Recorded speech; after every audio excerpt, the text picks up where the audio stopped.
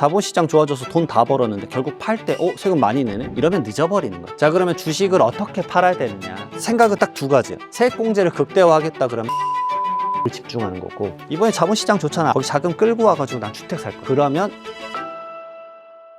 안녕하세요. 학교에서 알려주지 않은 진짜 지식을 전하는 지식인 클래스의 박선영입니다. 요즘 주식으로 돈 좀 벌었다고 매도 버튼 눌렀다가 세금 고지서 보고 오히려 멘탈 털렸다 하는 분들 많이 보입니다. 수익은 났는데 세금 얼마 떼일지 몰라서 무서워서 매도 버튼 못 누르겠다. 그래서 절세를 하고 싶어서 ISA 계좌를 열고 싶은데 이거 뭐가 좋은지 모르겠다 하시는 분들은요, 바로 이분 만나시면 좋을 것 같습니다. 대한민국 대표 세무사 이장원님에게 내 돈 수천만 원 아껴줄 절세 꿀팁 지금부터 함께 들어보시죠. 네, 안녕하세요. 이장원 세무사입니다. 필명 두꺼비 세무사 쓰고 있고요. 주식으로 돈을 못 벌고 있습니다. 여러분들 오늘 주식 관련된 거 알려드릴 텐데 못 벌었으니까 더 냉정하게 말씀드릴 수 있을 것 같아요. 한번 보시죠. 금융소득이 뭐냐? 이자나 배당을 2천만 원 넘기면 2천만 원까지는 그냥 15.4% 내고 분리과세라 그래서 너만 분리해서 내. 다른 소득의 세율이 막 높아도 이것만 내 라고 해주는 건데, 이게 넘어가면 그 초과 부분은 다른 소득세랑 합쳐집니다. 제가 아시는 분은 배당을 연에 18억씩 받아요. 배당만요? 엄청난 분들이 많습니다. 그분들은 그러면 종합소득세 몇 프로죠? 45%예요. 왜냐, 우리나라는 이자와 배당은 경비를 이론도 인정해주지 않아요. 근데 이게 당연스레 생각하는데, 다른 나라는 이자나 배당을 벌 때 노력했다고 경비율을 인정해줍니다. 자, 들고 잠깐만.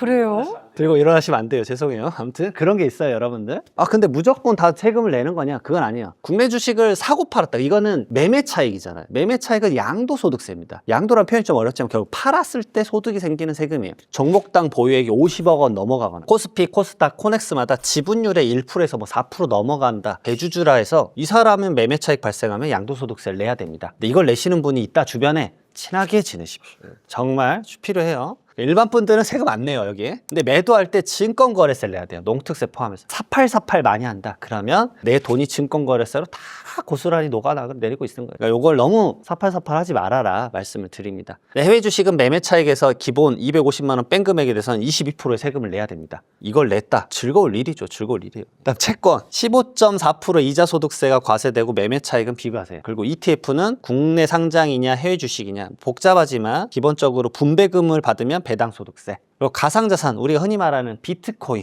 그 부분에 대해서는 27년도부터 과세가 되는데, 이것에 대해서 질문들도 좀 상당히 많지만 오늘은 주식에 대해서 좀 집중해서 말씀을 드릴게요. 자, 그러면 주식을 어떻게 팔아야 되느냐, 이것에 대해서 많은 분들이 좀 궁금해하는데, 요즘 가격이 너무 많이 올라가니까 자산가분들은 빨리 증여를 해주려고 해요, 자녀한테. 생각은 딱 두 가지예요. 현금을 증여를 할까, 그걸로 자녀가 주식을 사게 할 것인가, 아니면 주식을 증여할 것인가. 근데 똑같은 거 아니에요? 다릅니다. 성인 자녀라고 가정을 해보면, 그러니까 1억 5천만 원 정도를 자녀에게 준다. 10년간 증여가 없다 그러면 5천만 원 빼고 1억에 대해서 10%니까 한 1천만 원만 내고 세금 끝. 근데 주식을 증여를 하면 전후 2개월간의 종가 평균액을 합산해가지고 평균을 내요. 그래서 내가 삼성전자 주식을 10만 원일 때 증여를 했어요. 그러면 20만 원에 오늘 준 날짜잖아요. 그럼 전 두 달, 이 두 달의 데이터는 있죠, 사실. 근데 앞에 두 달이 어떻게 펼쳐질지는 모르는 상황이에요. 두 달간 이게 갑자기 엄청나게 올라갔다. 이 평균액을 재봤더니 3억이었다. 근데 실제 사례입니다. 3억이 돼가지고 종가 평균액 두 달 걸 평균했더니 증여세가 얼마냐? 한 4천만 원이 나와요. 그러니까 좀 더 아깝죠. 그 증가분에 대해서는 자녀가 전부 다 가져가는 건데, 이게 종가 평균액으로 계산하니까 두 달 분을 다 머금어 버리니까. 근데 반대로 주식이 떨어질 것 같다. 네. 그런 건 주면 안 되는데 그래도 주고 싶다. 이게 다시 회복될 것 같다 그러면 주식을 주는 게 낫죠. 평균액이 낮아질 거니까. 그래서 공제한도에 딱 맞춘 주식 증여는 위험할 수 있어요. 아까 말씀드렸지만 가액에 변동이 생길 수 있다. 그리고 부모가 자녀 명의 계좌를 운용한다. 진짜 많아요, 요즘에. 제가 말하는 건 자녀의 해외 주식 계좌 만들었다 해볼게요. 그걸로 단타를 치고 있는 거예요. 막 40초에 한 번씩 팔고 막 스캘핑하고, 그러면 자녀는 막 1.5세인데 어린이집도 못 가고 있다고요. 지금 자기 목도 못 끼워놓고 있는데 무슨 스캘핑을 하냐고요. 근데 그걸 나중에 잡아내요, 그러면요? 그렇죠. 이상거래로 보는 거예요. 그러게 볼 수도 있어요. 이게 세법을 넘어가서 이거 차명 계좌다. 더 심각한 거네요. 심각하죠. 이거 형법적 제재를 받을 수 있죠. 그리고 주가가 오른 뒤에 뒤늦게 증여세 신고한다. 이러면 좀 늦을 수 있죠. 왜냐하면 시점을 잡아놓고 미리 웬만하면 신고를 해라. 주식을 자본시장에 뛰어들어서 주는 거는 자산가치가 올라갈 것 같으니까 주는 거니까 저는 웬만하면 현금 주고 그걸로 증여세 신고하고 그걸로 사서 배당 위주로 제발. 이제 증여할 때 그래서 자녀의 나이가 10년 단위 공제 한도가 얼마냐. 그래서 태어나자마자 저 같은 경우도 제 아들한테 우선 도울 때 줬어요. 1년 동안 나랑 좀 친해지는 거 좀 보고 1년 좀 많이 친해졌는데 그래서 좀 줬어요. 2천만 원 좀 주고 배당 위주로 줬습니다. 그래서 자녀 거 주식 계좌는 지금 플러스 230%인데 제 건 마이너스. 자, 그리고 해외 주식은 양도소득세 신고를 해야 돼요. 그래서 이렇게 대상자가 많아요. 250만 원만 벌면 대부분 세금을 내야 되니까. 그래서 기본공제 250만 원까지 차익 실현하면 딱 그 정도만 조절하던가. 아니면 두 번째로 차손이 난 게 좀 있었다. 그러면은 연말에 억지로 파는 게 나을 수도 있죠. 연초에 이렇게 해외 주식을 했었는데 여기서 마이너스 3천만 원이 났다. 근데 연말에 봤더니 내가 플러스 8천만 원이야. 그러면 팔았다가 다시 사도 되죠. 3천만 원을 상기시키고. 그래서 항상 12월 달에 이 평가 차손이익이 좀 어떻게 따지는지 생각을 해보고 조절을 해야 돼요. 그리고 해외 주식 당연히 알고 계시지만 한 2, 3일 전에 파셔야 돼요. 이게 정리되는 날짜 이틀 정도 걸리니까. 근데 그 평균값을 낮추기 위해서 차손 차익을 상계하는 것도 좋은데 그러다가 많이 오를 금액을 포기하고 너무 세금에만 집중하면은 오히려 전체적으로 봤을 땐 손해면 어떡해요? 그래서 이제 팔아서 차익을 상계시키고 그리고 바로 사라. 주식은 그대로 유지하지만 이 차익은 이어가는 거죠. 그 다음에 증여한 다음에 양도해서 취득가액 높이자. 이건 예전에 진짜 많이 했었어요. 특히나 이제 배우자분들에게. 왜냐하면 우리나라는 배우자에게 10년간 6억 원까지 줄 수 있어요. 그래서 제가 이런 거 강의 가면 이제 항상 이제 하는 말이 사랑하시죠? 해가지고 물어봐요. 주세요. 주시면 좋아요. 그래서 말 그대로 증여를 하고 배우자가 이제 취득가액이 높아진 걸로 파는 거야. 이게 계산으로 보면 바로 이해가 가요. 예를 들어서 본인이 예전에 1억 원에 샀어요. 근데 지금 주식이 5억이 된 겁니다. 그러면은 양도차익이 4억 250만 원 맞춘 건 기본공제 때문에 심플하게 하려는 거고 4억이 났다 그러면 양도소득세가 8,800이에요. 근데 배우자에게 지금 5억 원짜리를 증여를 하고 그 다음에 양도를 하면 차익이 안 생기니까 세금을 줄일 수 있는 거죠. 그리고 배우자가는 10년간 6억 원까지 줄 수 있으니까. 근데 이게 몇 년 전만 하더라도 증여를 하고 바로 팔아도 됐었어요. 편법같이 보이는데 아니네요. 아니요. 그러면 합법적인 이제 증여의 절세법을 활용하는 거였어요. 근데 2월 가세라 그래서 당신 이거 취득가액이 낮아진 거 증여하고 바로 팔아버리면 세금을 줄이는 거 아니야? 말씀 주신 대로 1년을 갖고 있어야 돼. 예를 들어서 내가 테슬라를 받았는데 받을 때는 5억이었는데 1년 이후에 얼마인지는 퀘스천일 수 있죠. 이 주식이 장기적으로 계속 올라간다 그러면 좀 주고 쭉 유지를 하면 되는 건데 증여를 했는데 저 5억 원짜리가 예를 들어서 곤두박질 쳐버리면 괜히 증여했네? 라는 생각이 들 수도 있기 때문에 이제 이 부분을 좀 적절히 좀 활용을 했으면 좋겠다. 그리고 이제 신고하지 않는다라는 건 생각도 안 하셨으면 좋겠다. 왜냐면 가산세가 붙어요. 예. 저는 이제 예를 들어서 이런 경우가 있어요. 내가 기절했는데 눈 떠보니 5월 31일이야. 이럴 수 있죠. 5월 30일 오후 6시에 내가 눈을 딱 뜬 거예요. 나 신고해야 되는데. 저는 이렇게 말씀드려요. 그냥 신고서를 제발 집어넣어라. 무조건. 무조건 집어넣으세요. 네. 내가 얼마를 벌었는지에 대한 파악은 그래도 남은 6시간 동안 무조건 할 수 있거든요. 그리고 거기에 내가 경비를 얼마 정도 썼는지에 대한 어린 수치라도 집어넣으세요. 그래서 우선 신고를 넣는 거예요. 그 신고만 넣어도 20% 가산세가 안 붙어요. 납부도 우선 돈 넣는 거예요. 근데 세금 더 내면 어떡해? 더 내는 게 더 나이스예요. 왜냐? 경정청구란 제도를 통해서 6월 달에 정신 좀 차리고 다시 돌려달라고 신고서를 다시 넣는 거예요. 그런 것도 있군요. 네. 5년간 할 수 있습니다. 경정청구. 5년치를 소급해서 할 수 있다고요? 맞습니다. 그러니까 지금 같은 경우는 지금 뭐 26년도니까 25, 24, 23, 22, 21 이렇게 5년치를 그동안에 더 냈다. 그럼 한 번에 쭉 돌려받는 것도 가능해요. 많은 분들이 막판에 가면 되지 하면 무슨 일이 펼쳐지냐면 항상 수입료도 비싸고 내 걸 집중해서 안 봐줘요. 항상 이런 세금 업무나 이런 것들은 미리미리 해라.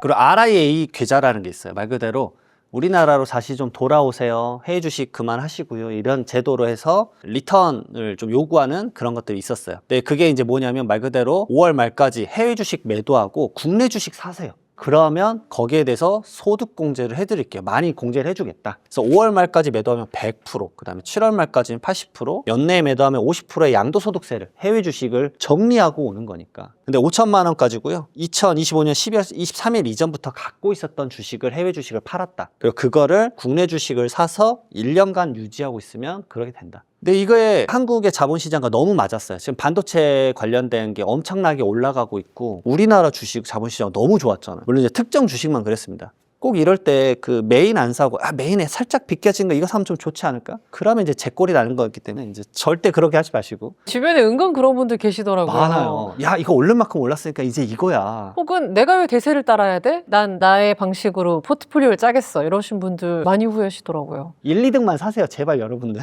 자, 그리고 이제 절세 계좌를 이제 말씀드릴 거예요. 이걸 통해서 투자를 하시는 건 직장인 그리고 오히려 은퇴하신 분들이 이걸 많이 써요. 이 ISA 계좌랑 연금 계좌랑 IRP 세 가지를 말씀드릴 건데 이 세 가지가 건보료가 안 나와요. 그러니까 여기서 수익이 발생하다가 건보료가 발생 안 하니까 은퇴하신 분들은 세금 고민보다는 건보료의 부담이 커요. 그러니까 그런 부분들을 많이 줄일 수 있는 건데 ISA부터 간단히 좀 말씀을 드려보면 말 그대로 개인종합자산관리계좌라 그래서 이것 통해서 하면 혜택 많이 줄게. 서민형은 이런 요건이 맞으면 비과세 한도가 높아져요. 400만 원과 200만 원, 그리고 연간 가입 2천만 원까지 넣을 수 있어요. 그러니까 직장인분들이 하나의 증권계좌 2천만 원 매년 넣는 것도 사실 쉽지가 않아요. 근데 여기를 통해서 운용을 해서 돈을 벌었다. 200만 원 이상 벌었다. 그럼 200만 원까지는 세금 0원. 그래서 이런 것들 비과세 한도를 딱 아셨으면 하나만 기억하시면 돼요. 이 이상의 수익만 내면 돼요. 그래서 일반 계좌 같은 경우는 예금 말 그대로 이자나 배당 15.4%를 내요. 그리고 이게 상품별로 과세가 되기 때문에 합산이 안 돼요. 근데 여기는 200만 원까지 비과세 그 이상 번다. 9.9%만 내고 끝. 그리고 합산이 돼요. 이 합산을 간단하게 보면 이런 식이에요. 300만 원 벌었고 마이너스 300만 원 플러스 300만 원 그러면 600만 원. 마이너스는 상계가 안 되니까. 600만 원 15.4% 내면 92만 원 내야 돼요. 근데 ISA 계좌를 통하면 오케이. 둘이 상계치고 300만 원에 대해서 200만 원 비과세 빼주고 100만 원 9.9%. 그럼 9만 원이 되니까 거의 10배가 되는 거예요. 항상 투자 자산에 대해서는 세후 수익이 제일 중요하거든요. 그러니까 이런 수익을 좀 더 가져갈 수 있는 게 장점이고 세 번째로는 만기 시에 전부 다 이제 셀링을 하고 나서 이걸 다시 연금 계좌에 납입을 하면 300만 원 한도로 또 세액공제도 한 번 더 해주는 거예요. 근데 ISA 계좌는 해외 주식 투자는 불가능해요. 근데 이건 있죠. 우리나라에서 상장됐는데 해외 시장에 투자하는 ETF나 펀드는 가능하니까 뭐 지수 추종 ETF나 이런 것들 좀 고민해 보시고요. 연 한도가 2천만 원이에요. 근데 이게 저는 개인적으로 주의사항이라기보다는 이 정도만 하세요. 점점 욕심이 커지는 분들은 위험할 수 있어요. 그러니까 제가 보니까 어떤 자본시장이 좋아진다 그러면 몰빵을 해요. 우리나라 스타일이 그래요. 크게 먹어야지. 난 꼬리칼 탈 수 없어. 꼬리칼만 타세요 제발. 탄 게 어디예요. 어쨌든 너무 많이 하지 마셔라. 그래서 저는 한도가 적정하다고 봐요.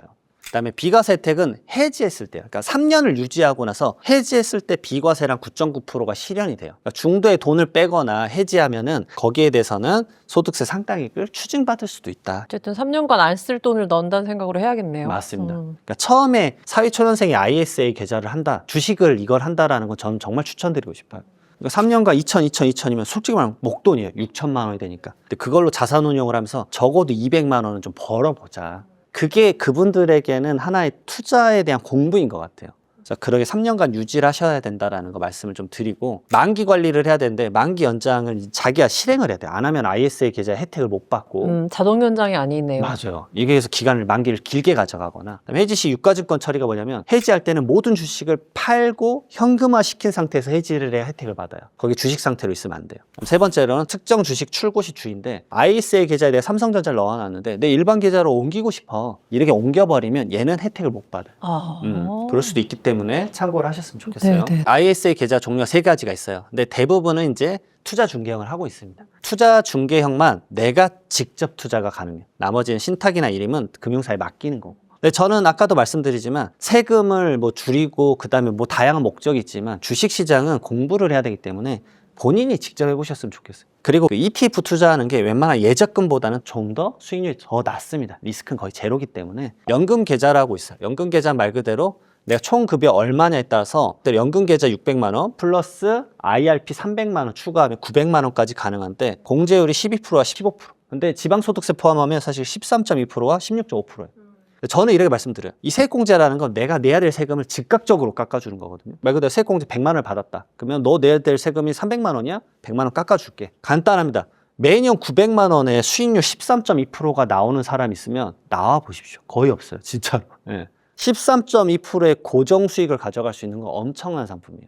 그래서 900만 원씩 30년 넣어서 매년 13.2% 나온 것을 재투자를 해서 5%의 상승률을 가져가면 납입 금액의 거의 2.5배가 됩니다. 그래서 한 7, 8억은 노후자금을 마련할 수 있어요. 이거 아주 필수 상품이에요. 근로소득자든 사업소득자든 무조건 권합니다. 이거. 내 미래를 위해서 넣어놓는다고 생각을 하세요. 이게 55세 이전에 연금계좌를 해지를 하면 그동안에 세액공제 받았던 부분이 있다. 그러면 또 그때 혜택 받았는데 도중에 빼버렸네. 세액공제 혜택 받았던 거 다시 토해내. 라고 해서 16.5% 토해내야 돼요.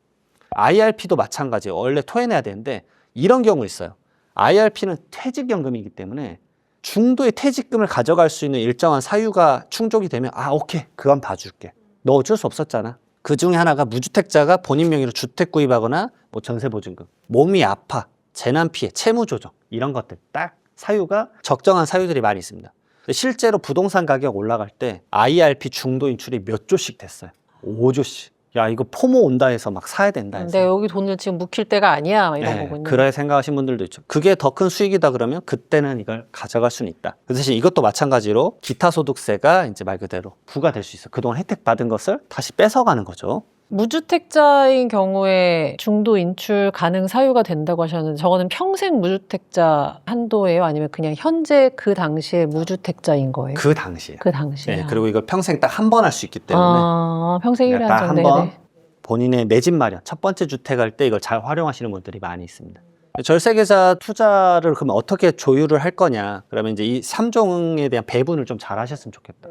왜냐하면 세 개 다 세금에 대해서 혜택이 많잖아요. 어떤 거는 세금을 줄여주는 거고 어떤 거는 내 다른 세금을 세액공제로 빼주는 거니까 적절히 활용해야 되는데 이 ISA는 3년을 갖고 있어야 되니까 3년 절세 주머니고 나머지는 기본적으로 한 55세구나. 약간 이거는 도저히 못 빼는구나. 그러니까 이 두 개는 묵직하게 오래 가져가야 되는 거고 왜냐면 결국은 연금성이 강하거든요.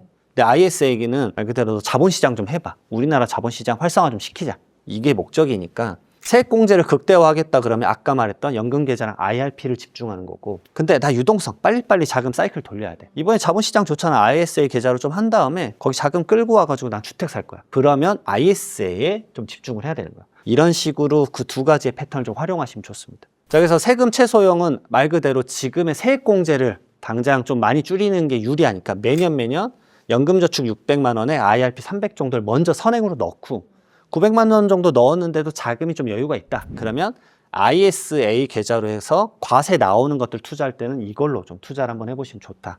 그래서 ISA 만기 자금을 또 연금으로 이전하면 아까 말했던 세액공제 또 추가로 받을 수 있으니까 그 다음에 유동성을 좀 먼저 하겠다. 나 3년 안에 좀 돈을 좀 번 다음에 그때 나머지 월급 모아둔 걸로 해가지고 난 주택을 한번 사볼 거야. 보증금을 마련할 거야. 그러면 ISA를 먼저 채우시고 근데 이거 채우기 전에 저는 이건 좀 추천하고 싶어요. 연금저축해도 600만 원까지 좀 하자. 미래 이거는 나에 대한 그 노후의 좀 발판이기 때문에 요건 좀 가능하면 여기까지. 그리고 IRP는 좀 더 자금의 여유가 있으면 좀 선택을 해봤으면 좋겠다라는 것을 좀 말씀을 드려요. 결국은 본인의 상황에 맞춰서 좀 하시는 게 좀 중요합니다. 저 1, 2, 3번을 우선순위로 생각해도 될까요? 예, 맞습니다. 이게 우선순위입니다. 예. 왜냐하면 자금이 없다 그러면 연금저축하라고 말씀 못 드릴 것 같아요. 근데 자금이 없는 분들이 사회초년생 분들이잖아요. 좋은 질문이신 게 사회초년생 분들은 사실은 세액공제가 안 나와요. 우리나라는 근로자의 800만 명 정도는 세금이 1년에 1원도 안 나옵니다. 생각보다 내가 세금이 안 나와? 그럼 연금저축 넣어봤자 혜택을 못 받아요. 그러면 ISA로 지금 무슨 세금이야? 난 지금 돈 벌어야지. 그러면 ISA로 3년간 자본시장에서 내가 수익을 창출할 생각을 좀 하는 게 나을 수도 있다. 자, 근데 국민성장펀드가 5월 22일부터 나옵니다. 3주간 판매가 되는 건데 이게 말 그대로 국가가 좀 지원을 해줘요. 딱 손실 20% 나더라도 원금 보장을 해주겠다. 5월 22일부터 6월 11일까지 3주간 선착순 판매합니다. 마치 내가 이제 홈쇼핑 그걸 하고 있는 것 같은데 6천억 팔아요. 6천억 팝니다, 여러분들. 1인당 연간 1억 원이고 전용 계좌 이용하면 5년간 2억 원. 시중은행에서 웬만한 데선 여러분들이 아는 곳이다. 다 팝니다. 하나 더 말씀드리면 이게 인터넷으로 파는 거는 트래픽이 몰려갖고 안 사질 거예요. 제가 봤었을 때. 그러니까 차라리 이 날짜에 집 가까운 데 가셔서 계좌를 여는 것도 방법일 수 있을 거예요. 예전에 이런 정부에서 하는 정부 공모펀드 같은 경우 할 때마다 항상 그 인터넷이 오류가 났었어요. 그러니까 오히려 오프라인이 나을 수도 있어요. 이게 장점이 다른 일반 펀드랑 좀 강력하게 인센티브 주는 게 뭐냐면 파격적인 혜택이야. 정부 재정이 1,200원이 후순위로 참여를 합니다. 6천억 들어가고 1,200억이 그 다음에 들어가는데 손실 나면 우리 거부터 깔게. 말 그대로 국가가 먼저 투자의 원금을 먼저 까는 거예요. 그 다음에 소득공제가 높습니다. 3천만 원까지 40%, 그 다음 3천에서 5천만 원까지 20%, 그 다음 5천에서 7천만 원까지 10%인데 저는 개인적으로는 그래서 3천만 원 정도까지 하셔서 이득을 많이 가져가셨으면 좋겠어요. 소득공제를 받으니까 내가 내는 세금마다 사실은 소득공제를 통한 내 세금 깎이는 게 좀 달라요. 예를 들어서 내가 최고 세율이다. 그러면은 간단합니다. 49.5%가 깎이니까 거의 반절이 세금 줄어들죠. 3천만 원에 40%면 1,200만 원이잖아요. 600만 원 세금 줄어드는 거예요. 그런 관점으로 내가 세금을 좀 줄이는 관점으로만 접근해도 괜찮네. 근데 내가 이제 세율이 낮다. 6%다. 그러면은 생각보다 혜택이 크지 않을 수 있어요. 거의 제로에 가까울 수 있기 때문에 꼭 조절을 좀 하셔서 생각을 하셨으면 좋겠고 납입액 2억 원 한도로 배당소득 추후에 배당 나오면 9.9% 분리과세 해주니까 좀 낮아요. 말 그대로 너 따로 내주게 할게. 다른 세금이랑 합치지 않습니다. 근데 이게 5년간 넣어놔야 돼요. 그러니까 꼭 생각하셔야 돼요. 국가에서 하는 거기 때문에 5년간 뺄 수가 없어요.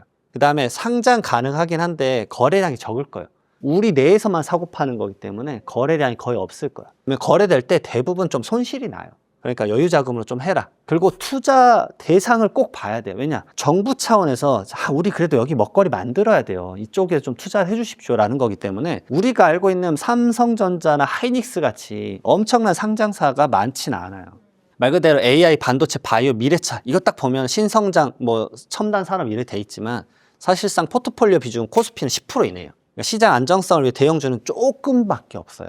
그리고 대부분은 코스닥 우량주, 자율 운용하는 거랑 아니면 코스닥 비상장 한 30% 정도. 그러니까 여기는 변동폭이 크죠. 말 그대로 10개 중에 하나가 터질 수도 있고 100개 중에 하나가 터질 수도 있는 거예요. 근데 하나 터지는 게 나머지 99개를 못 음을 수 있느냐 이런 차이가 좀 있을 수도 있는 거죠. 정부가 그래서 20%까지는 하방 지원해 줄게 라고 하는 거예요. 그래서 이런 비율들에 대해서 좀 따져봐야 돼요. 근데 그러면 가장 많이 물어보는 게 과거의 정부는 어땠냐 펀드가 수익률이. 좀 끔찍하죠. 위에 책이 좀 끔찍한데 각 정권마다 이게 무조건 좋지는 않았어요. 그러니까 이걸 꼭 참고를 하셔서 내가 어떻게 할 것인가 따져봐야 돼요. 근데 저는 이번 건은 좀 긍정적으로 보는 게 네. 우선 손실을 20% 보존을 해준다라는 거. 그다음 두 번째로는 남북이나 이런 정치적 역학이 들어가는 주식들이 아니라 AI나 반도체처럼 우리나라 말 그대로 먹거리랑 관련된 것들을 좀 하는 거라서 조금 더 긍정적이지 않을까. 우리나라 반도체 기반 좀 탄탄하니까. 뭐 그런 생각이 좀 듭니다. 어쨌든 정권 교체 리스크나 고점 투자 위험. 왜냐하면 정부가 대대적으로 할 때는 이미 좀 높아 있었을 때 이게 좀 들어가는 경향이 없지 않아 있는데 왜냐하면 지금 정부가 예측한 것보다 코스피 지수가 8천까지 너무 빨리 올라갔잖아요. 사실 한 1, 2년 후를 예측했는데 지금 벌써부터 올라가 버렸으니까 너무 고점에 있지 않나라는 생각도 좀 들고 관치금융에 대한 한계가 좀 있을 수도 있다라는 언급도 좀 하고 있습니다. 손실 방어 20%까지만 방어해주지만 20% 넘어가면 결국 내 원금에 대한 손실이 또 발생할 수 있다. 5년간 넣어놔야 되기 때문에 정말 여유 자금만 해라 라고 말씀을 드립니다. 오늘의 강의 정리는 이제 저에 대한 이제 재반성을 많이 한 건데 어쨌든 여러분들 세금은 좀 뗄래야 뗄 수가 없습니다. 결국은 수익이 발생하고 아니면은 내가 이제 자녀나 부에 이전을 할 때도 세금이 많이 발생합니다. 근데 그 단계에서 마음을 먹었을 때 어떻게 좀 줄여보겠다? 그게 조금이라도 좀 빠르셨으면 좋겠어요. 이런 지식들이 쌓였을 때 그런 것들을 활용해야 되는데 자본시장 좋아져서 돈 다 벌었는데 결국 팔 때 세금 많이 내네? 이러면 늦어버리는 거예요. 세금은 항상 약간 후행적이지만 문제는 그걸 시작하기 전부터 알고 있어서 세팅하고 들어가야 후행을 줄일 수 있는 것 같아요. 그러니까 이런 다양한 점들을 여러분들 자본시장이나 어떤 투자를 하거나 상속 증여할 때 미리미리 좀 알고 접근하셨으면 좋겠습니다. 자, 오늘은 우리 이장원 세무사님과 함께 주식을 팔 때 양도세 줄이는 법부터 절세 계좌 활용하는 법까지 좀 두루두루 파봤습니다. 여러분에게 큰 도움이 됐으면 좋겠습니다. 저는 다음 클래스에서 다시 찾아뵙겠습니다. 고맙습니다.